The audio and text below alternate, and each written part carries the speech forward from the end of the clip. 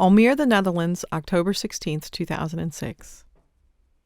He grabbed her arm and held her as he slammed the door on her breast.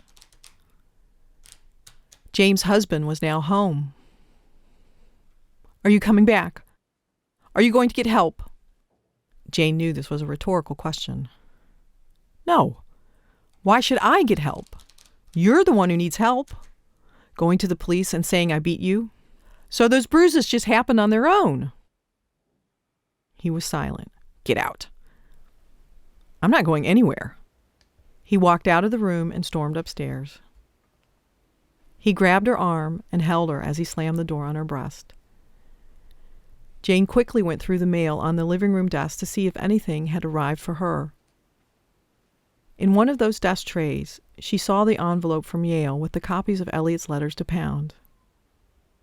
Underneath the envelope were Jane's handwritten notes for her dissertation.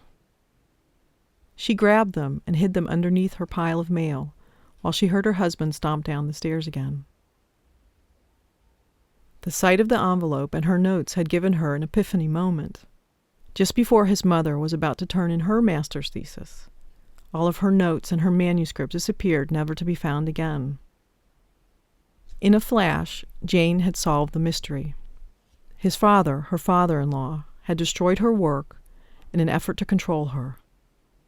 Jane knew she could not let that happen to her. He grabbed her arm and held her as he slammed the door on her breast. "Are you stealing my mail?" "Of course not.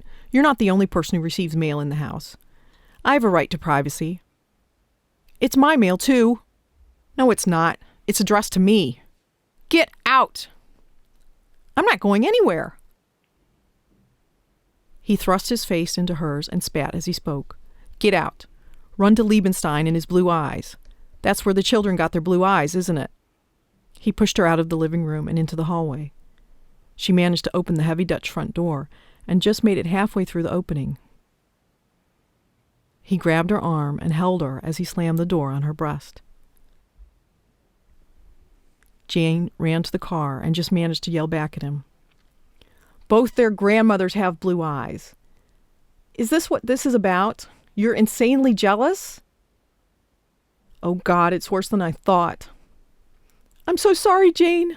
I'll get help, I promise." "Oh God, have mercy," she prayed as she started her car and drove back to the Abbey in Louvain.